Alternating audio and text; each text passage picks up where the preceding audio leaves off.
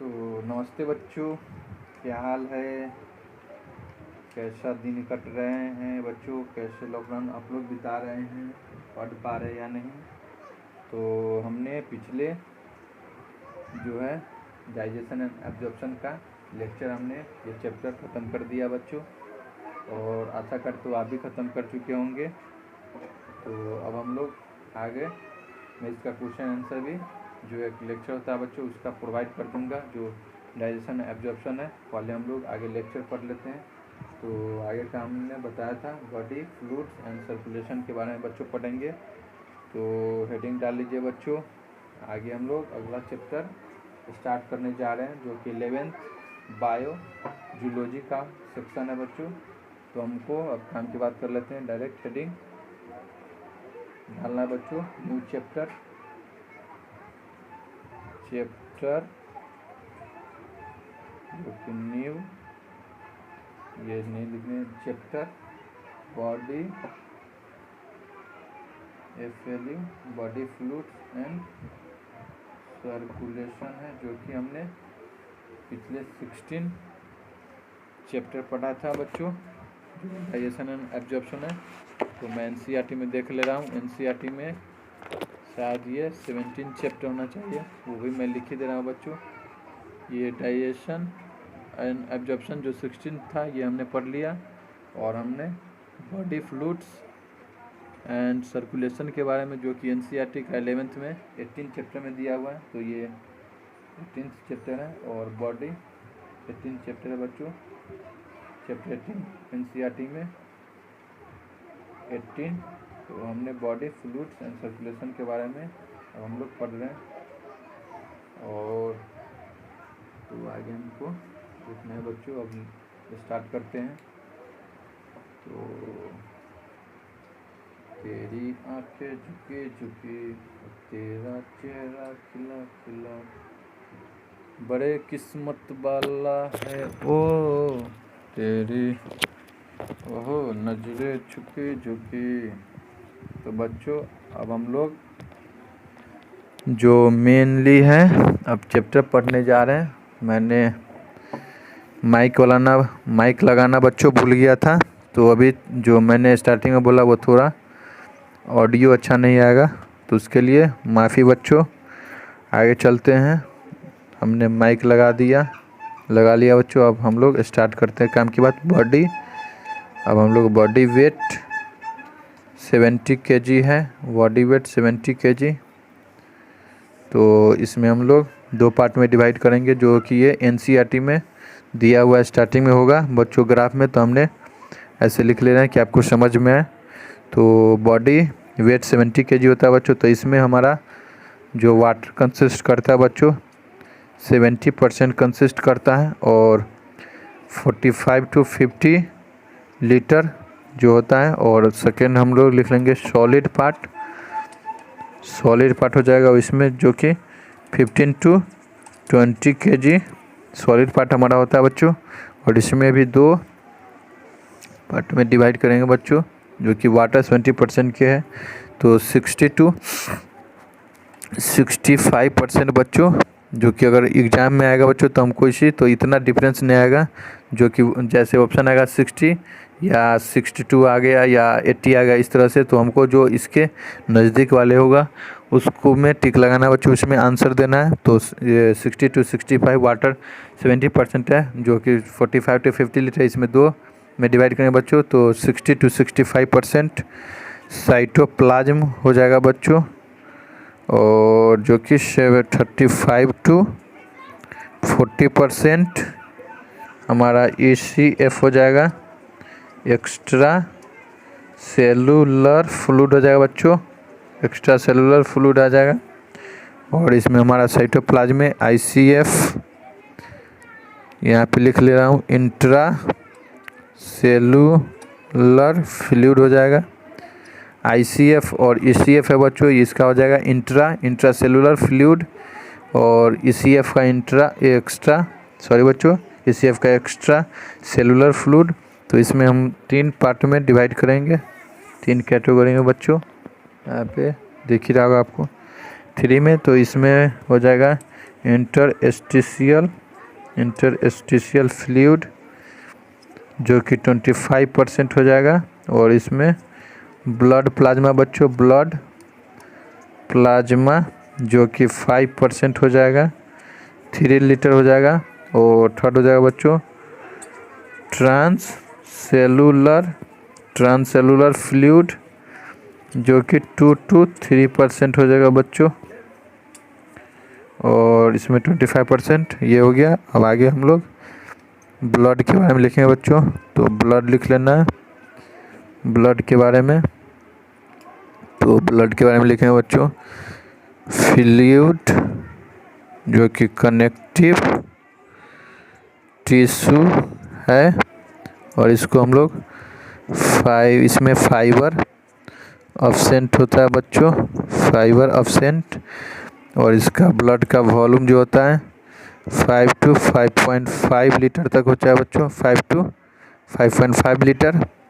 और ये जो कि रिमेन सेम होता है, जबकि हम ब्लड भी निकालते हैं थोड़ा तो वो मैनेज कर लेता है बच्चों, वो कम नहीं होता है, सेम होता है, same remain same even after blood donation के बाद भी हमारा सेम रहता है बच्चों। और इसका पीएच ब्लड का हम लोग लिख लेंगे जो कि 7.4 होता है स्लाइटली। यानी हम लोग केमिस्ट्री में पढ़ेंगे बच्चों, ये ग्राफ होता है बच्चों। जैसे यहाँ मैं बता दूँ, ये हो गया यहाँ पे 0 और 1 2 3 इधर हो गया। जितना इधर जाएगा उतना हमारा एसिडिक होगा। और इधर हम लोग ये केमिस्ट्री में पढ़ेंगे बच्चों। अभी हम लोग बायो के pH equal to 7.4 slightly alkaline होता है बच्चों, एल्केलाइन।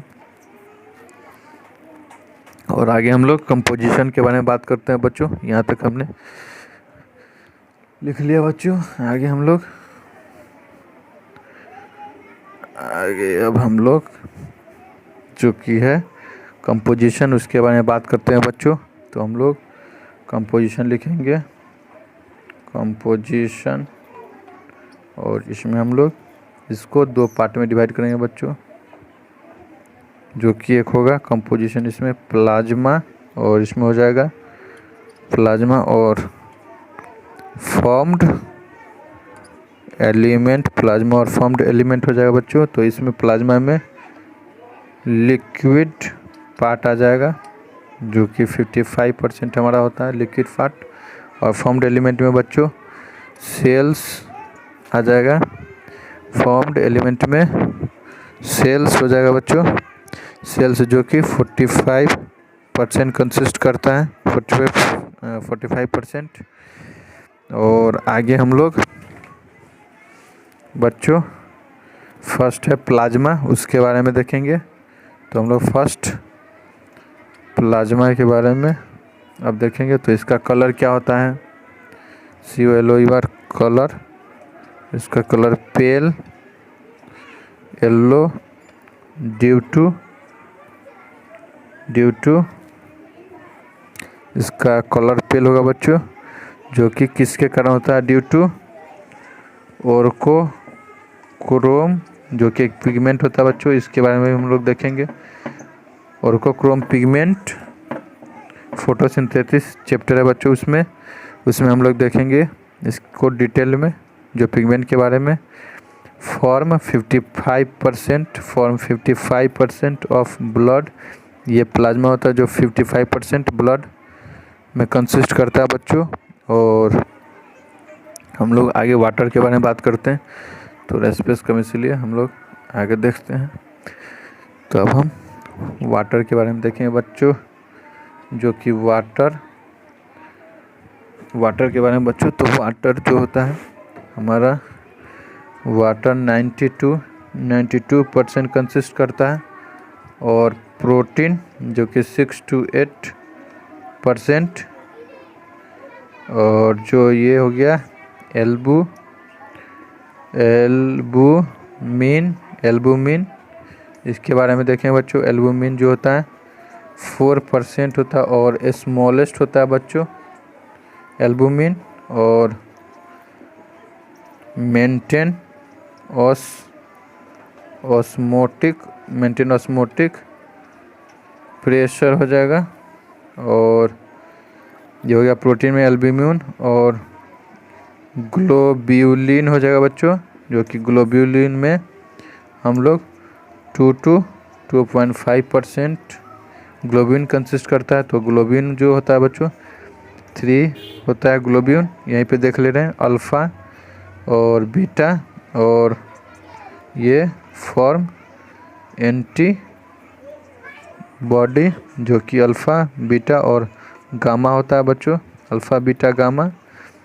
तो अल्फ़ा बीटा गामा, ये गामा बच्चों फॉर्म एंटीबॉडी बनाता है, एंटीबॉडी बच्चों। और अल्फ़ा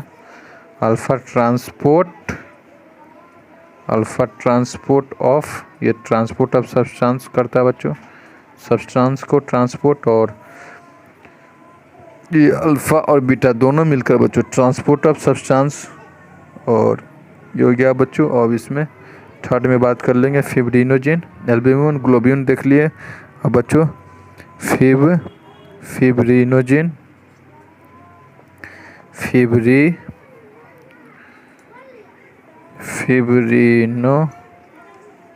बच्चों फिब्रिनोजेन में देखेंगे, इसमें हम लोग देख लेंगे ये 1 to 2% होता है बच्चों, और ये लार्जेस्ट होता है, यहाँ पे ये लार्जेस्ट होता है फिब्रिनोजेन बच्चों। और ये हम इसमें लिख लेंगे, ये हमारे हेल्प इन ब्लड क्लॉटिंग में मदद करता है बच्चों, ब्लड क्लॉटिंग। और आगे हम लोग देखेंगे बच्चों, यहाँ पर हमने वाटर तक देख लिया बच्चों। अब हम लोग आगे पढ़ेंगे, आगे देख लेंगे इलेक्ट्रोलाइट्स के बारे में देख रहे हैं, जो कि 1% होता है बच्चों, ये 1%। और इसमें Na+, K+, Ca++ और HCO3, ये बाइकार्बोनेट इसको बोलते हैं, ये हाइड्रोजन कार्बोनेट बच्चों, ये सोडियम हो गया, ये पोटेशियम हो गया, ये कैल्शियम हो गया। इसका 2 नाम है, यहीं पे लिख दे रहा हूँ, बाइकार्बोनेट्स बोलते हैं इसको, या हाइड्रोजन कार्बोनेट्स, ये दोनों होता है बच्चों, ये हो गया। और आगे हम लोग न्यूट्रिएंट्स में लिखते हैं बच्चों, न्यूट्रिएंट्स में हमारा ग्लूकोज, अमाइनो एसिड हो गया, लिपिड हो गया, ये हम लोग प्लाज्मा में देख रहे हैं बच्चों, प्लाज्मा में ही हम लोग आगे देख रहे हैं, ये लिपिड हो गया। और इसमें रेस्पिरेटरी गैसेस में हम लोग लिख लेंगे ऑक्सीजन एंड कार्बन डाइऑक्साइड। और आगे एक्सक्रिएटरी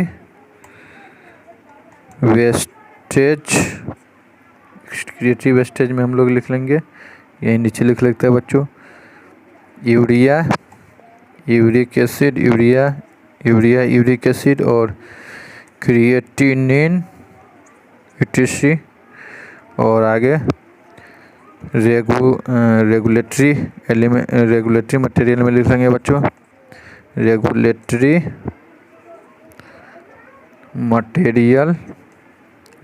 मटेरियल में हम लोग लिख लेंगे बच्चों एंजाइम और हार्मोन्स।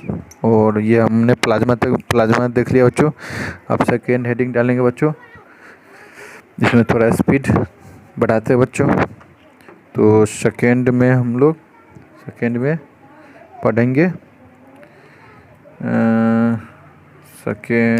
पढ़ेंगे, फॉर्म्ड एलिमेंट्स, जो कि 45% होता है बच्चों। और इसके बारे में आगे देखेंगे। इसको हमने 2 पार्ट में डिवाइड कर लिया बच्चों। तो फर्स्ट में सेल्स लिखेंगे और सेकंड में सेल फ्रेगमेंट्स लिख लिया बच्चों। तो सेल में हमने इसको 2 में डिवाइड किया, सेल्स आरबीसी और डब्ल्यूबीसी में। तो आरबीसी को हम लोग बच्चों इरिथ्रोसाइट भी बोलते हैं, इरिथ्रोसाइट, और डब्ल्यूबीसी को ल्यूकोसाइट बच्चों। और सेल फ्रेगमेंट्स में हम लोग ब्लड प्लेटलेट्स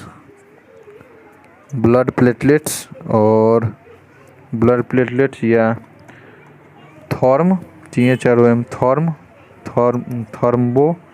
थर्म्बोसाइट्स भी बोलते हैं बच्चों।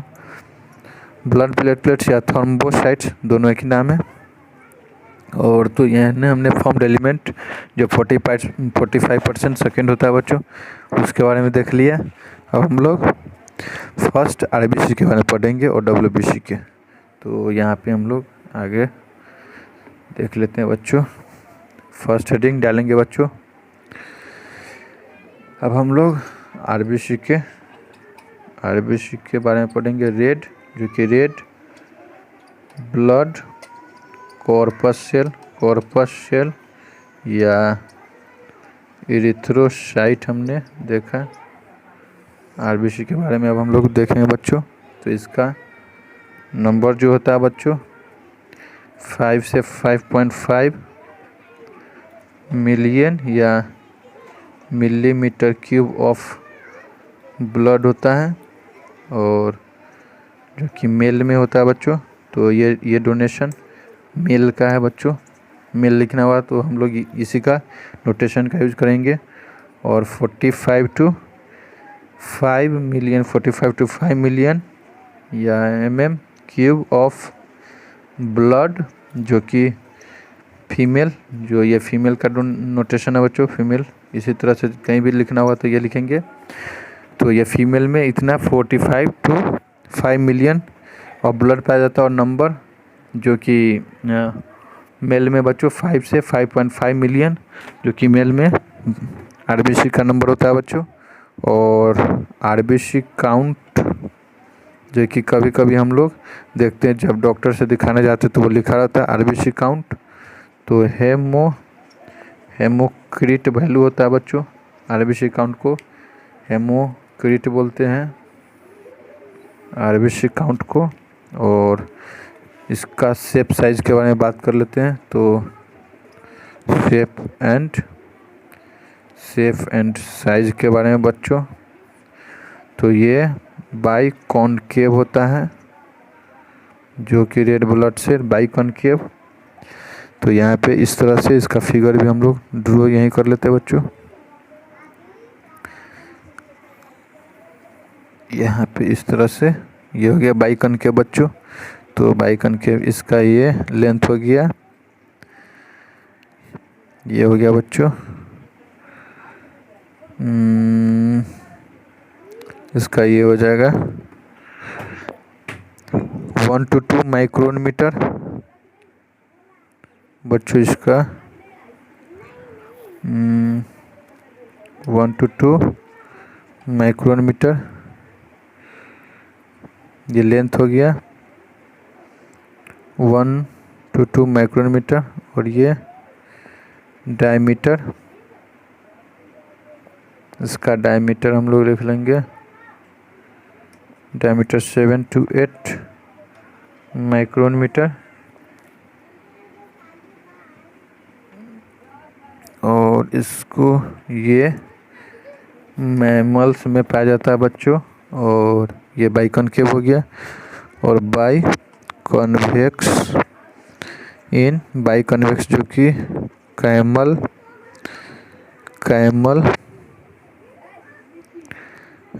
कैमल में और लाइमा एंड अदर बॉडी ब्रेड्स में ये हो जाएगा। ये बाई कन्वेक्स ये पाया जाता है, जो कि ये ओवल शेप होता है बच्चों। और ये बाई कॉनकेव। और इसके आगे हम लोग इसी में जो भी ये लिखे इसका हम लोग नोट्स लिख लेते हैं। ये अभी रेड ब्लड सेल में ही चल रहा है बच्चों। स्टार्टिंग से आप लोग लेक्चर देखिएगा तो सभी इंटरकनेक्टेड अपने आप समझ में आते जाएगा और आपका नोट्स भी तैयार होते जाएगा बच्चों। तो इसका आगे बाइकनकेव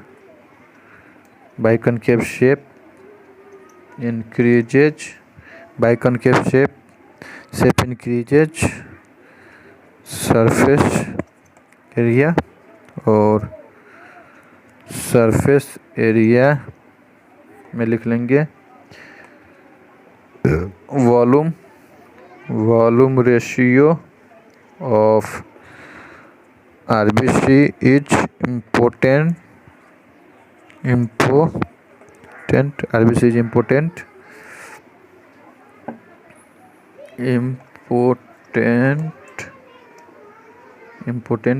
और सरफेस एरिया देख ले बच्चों। और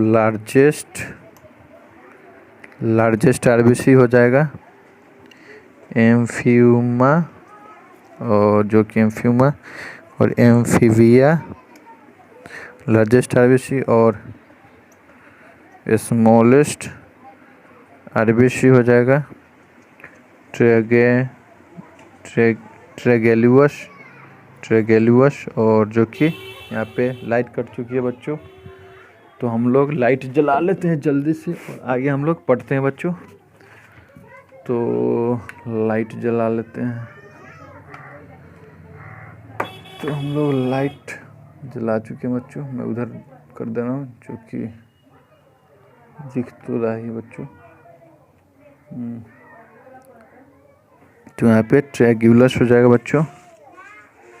तो ट्रेगुलस जो कि इसको मस्क डियर बोलते हैं बच्चों। और यहाँ पे फॉर्मेशन में लिख लेंगे बच्चों,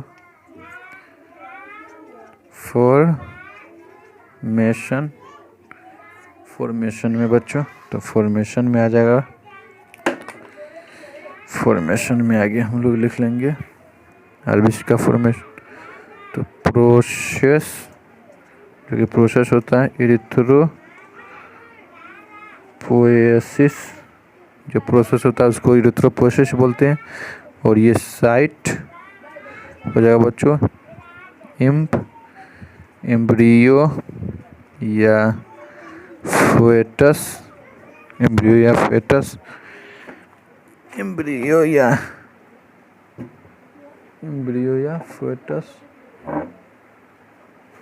यहाँ पे हो गया बच्चों। एम्ब्रियो फेटस में हम लोग पढ़ेंगे आगे। एम्ब्रियो फेटस में organs are not developed, जो कि फेटस में ऑर्गेन्स नहीं डेवलप होता तो वहाँ पे योल्क शैक मेम्ब्रेन करता है और नॉट डेवलप। और जब ऑर्गेन्स डेवलप हो जाता है तब organs are developed, organs developed में हो जाएगा बच्चों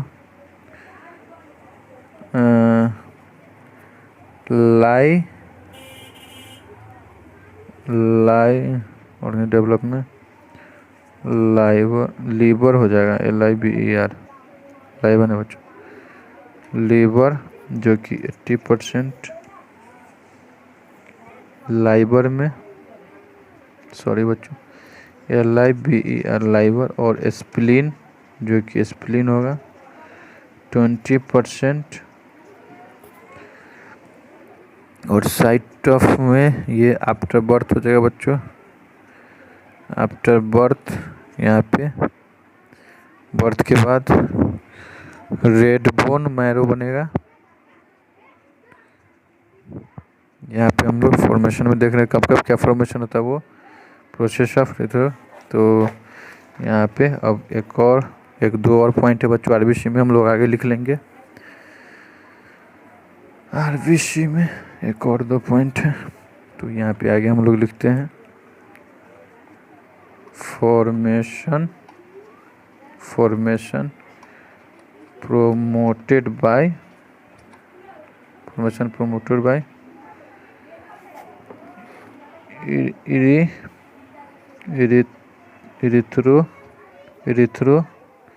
erythropoietin secreted by किडनी। और इसका बच्चों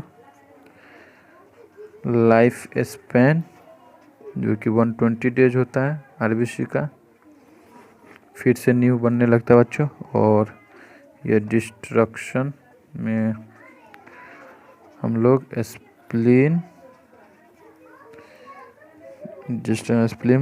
लिख लेंगे।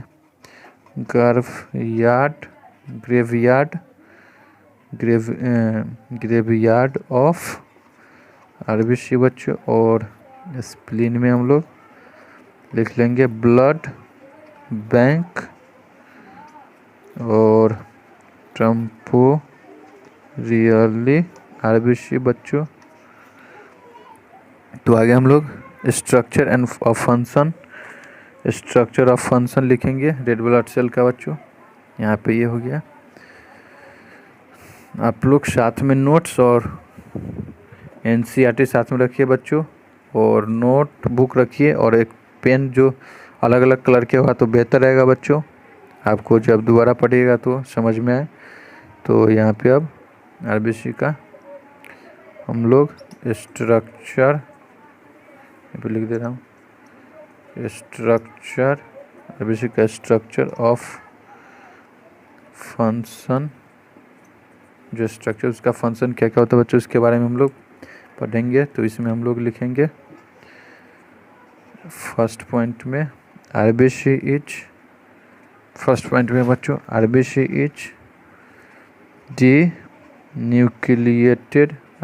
denucleated in most of mammals। और सेकेंड में लिखेंगे बच्चों most of the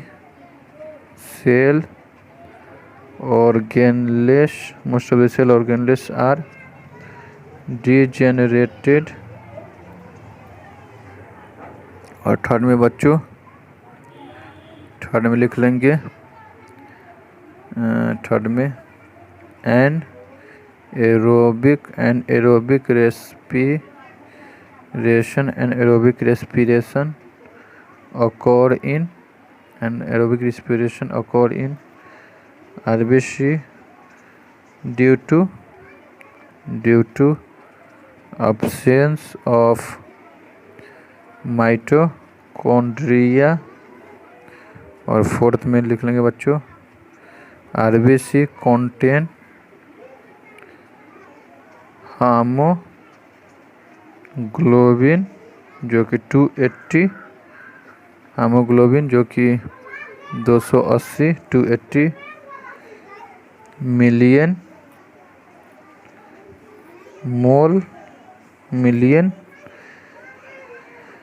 million molecule बच्चों आरबीसी हो जाएगा।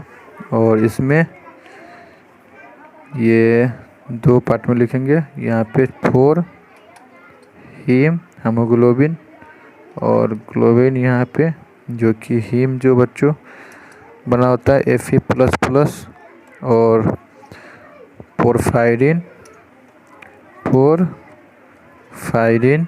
और ग्लोबिन में हो जाएगा बच्चों 4 ग्लोबिन में 4 पेप्टाइड चेन आ जाएगा बच्चों। तो 4 पेप्टाइड चेन में हम लोग इसमें 2 लिख सकते हैं।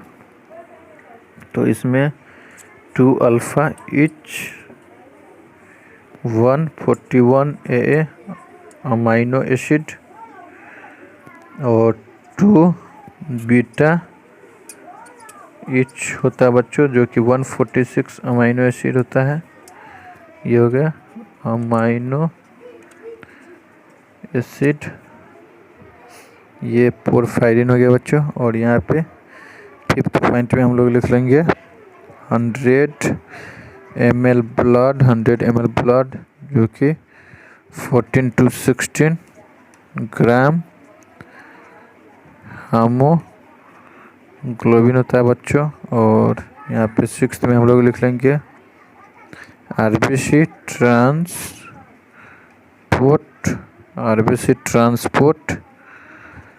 रेस्पायरेटरी गैसेस, जो कि ऑक्सीजन एंड कार्बन डाइऑक्साइड को करता है। अब हम लोग एबनॉर्मलिटीज़ के बारे में आगे देख लेंगे बच्चों। एबनॉर्मलिटीज़ के बारे में आगे हम लोग देखेंगे। उसके बाद टाइप्स ऑफ एनीमिया, इसी में एबनॉर्मलिटीज़ के बारे में देख लेते हैं बच्चों। तो हम लोग आगे लिख लेंगे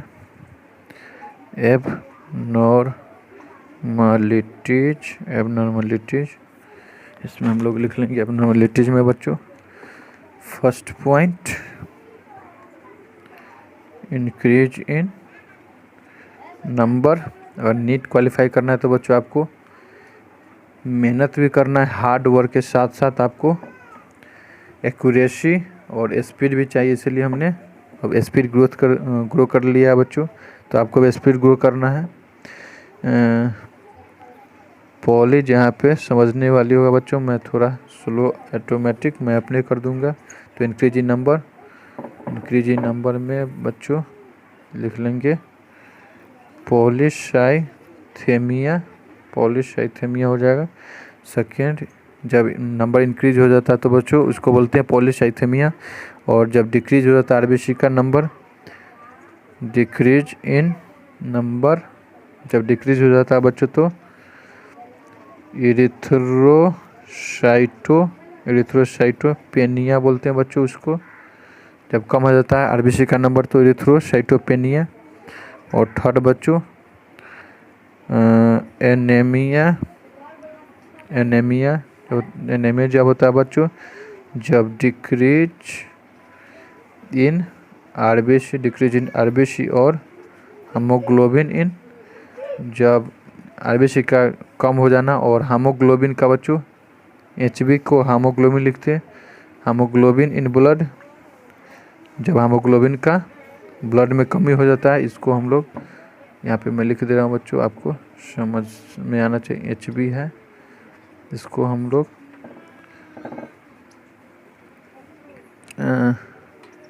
हीमोग्लोबिन बोलते हैं। और 6th हो गया 1 2 3 ये हो गया बच्चों। और ये इन ब्लड के आगे लिखेंगे resulting in decreased O2 supply, decrease in O2 supply to tissue. और ये हो गया बच्चों। अब आगे हम लोग देखेंगे यहाँ तक टाइप्स ऑफ एनीमिया के बारे में बच्चों। अब हम लोग टाइप्स ऑफ एनीमिया में चैप्टर 18 है बच्चों, बॉडी फ्लूइड्स एंड सर्कुलेशन, जो एनसीईआरटी 11th एनसीईआरटी जूलॉजी का पार्ट हम लोग पढ़ रहे हैं। तो अब हम लोग इसी में आगे लिखेंगे। अब हेडिंग डालेंगे टाइप्स ऑफ एनीमिया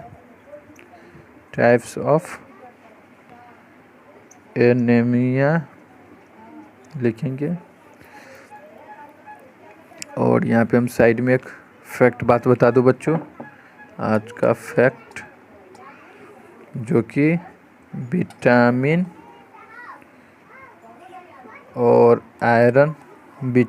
आयरन जो कि होता है मिल्क में नहीं पाया जाता बच्चों। ये फैक्ट आज का हो गया, विटामिन और आयरन मिल्क में नहीं पाया जाता। तो अब हम लोग यहाँ पे आते हैं टाइप्स ऑफ एनीमिया में। फर्स्ट एनीमिया होता है बच्चों एनीमिया जो कि आयरन से होता है, आयरन डिफिशियंसी एनीमिया। तो इसमें अब हम लोग 2-3 पॉइंट नोट कर लेंगे बच्चों। तो इसमें फर्स्ट लिखेंगे ये मोस्ट कॉमन इन इंडिया, पहले अपने देश से स्टार्ट करते बच्चों।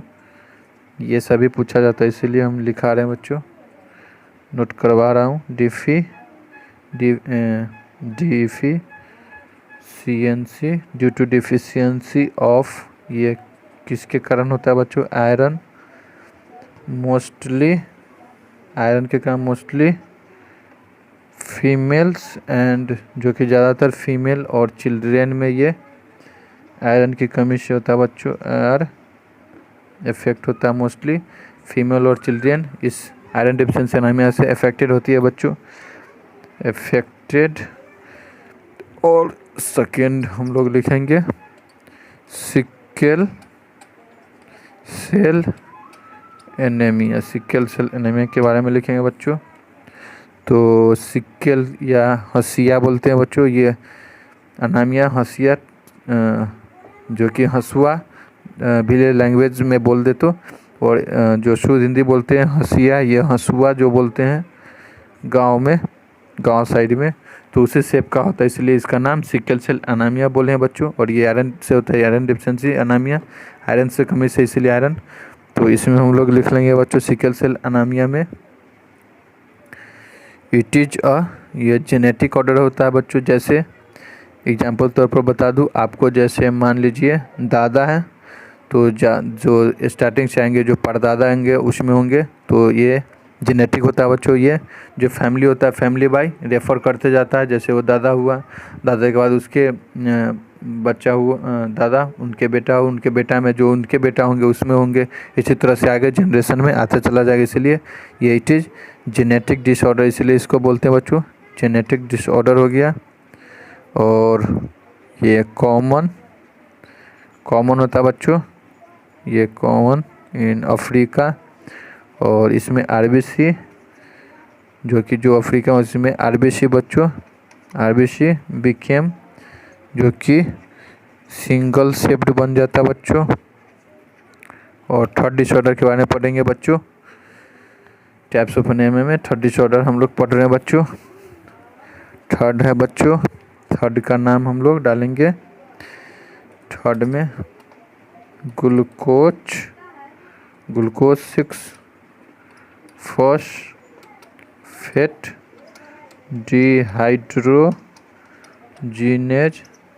डिहाइड्रोजिनेज, ये हमने देख लिया बच्चों। डिहाइड्रोजिनेज डिफिशियंसी, जो कि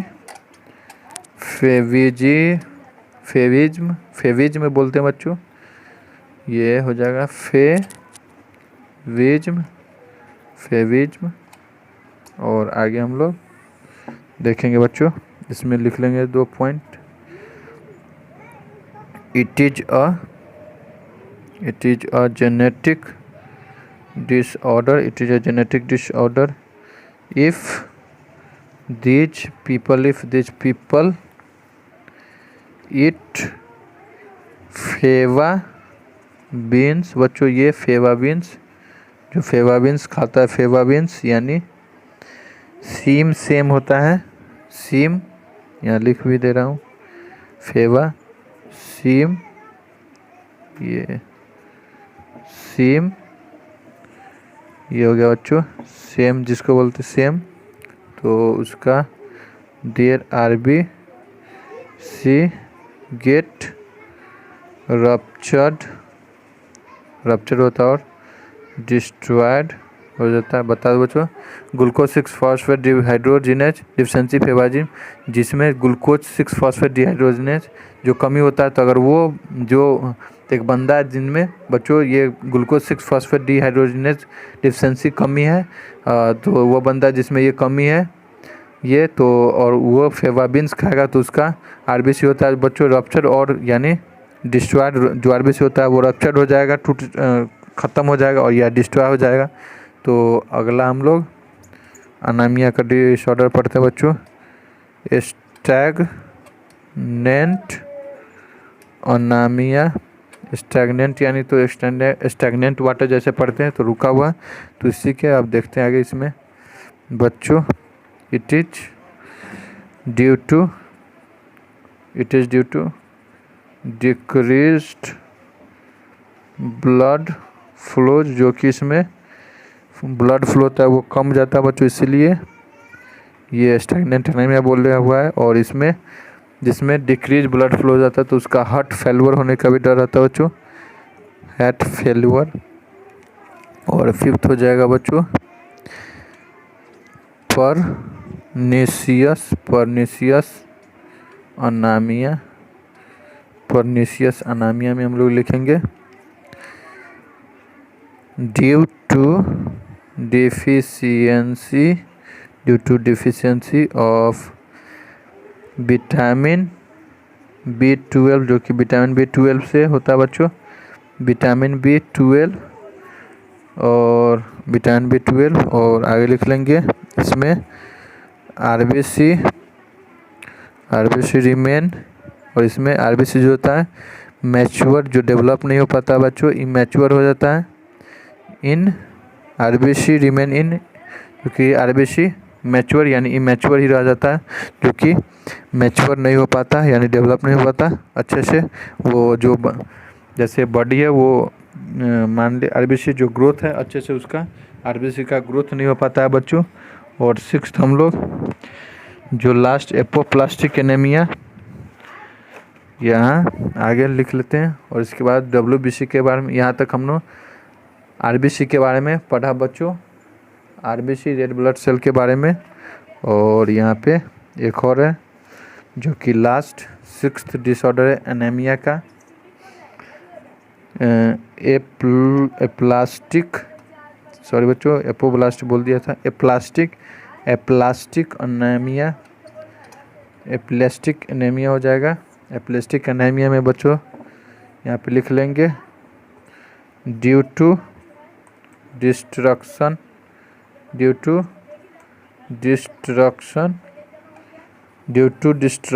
ऑफ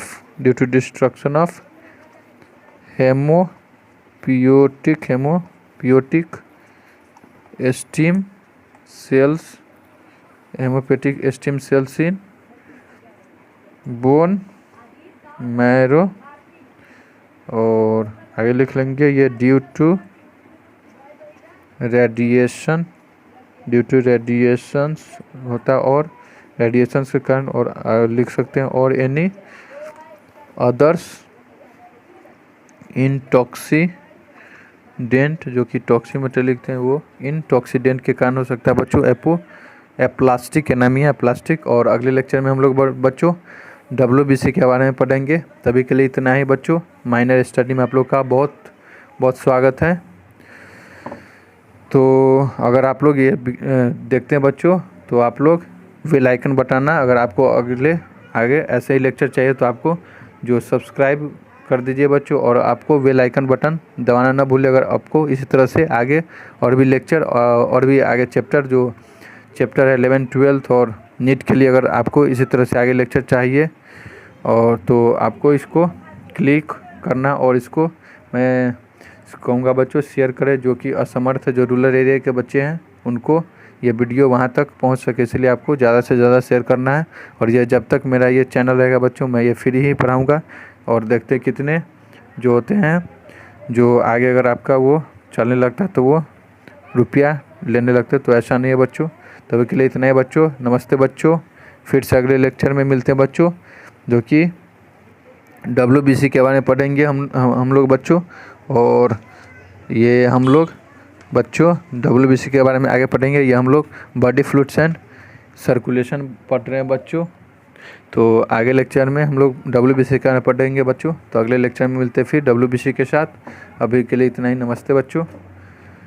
आप लोग इसी तरह से पढ़ते रहें, बढ़ते रहे बच्चों, और अच्छे से खाइए बच्चों, अच्छे से खाना खाइए, सोइए, पढ़िए। और आपको पढ़ने के अलावा तो कोई काम नहीं बच्चों, इसलिए पढ़ना ज़रूरी है बच्चों, क्योंकि इससे बहुत सारा डेवलप। और मैं आगे बच्चों मोटिवेशनल वीडियो भी डालते रहूँगा बच्चों। तो अभी के लिए इतना ही। नमस्ते बच्चों।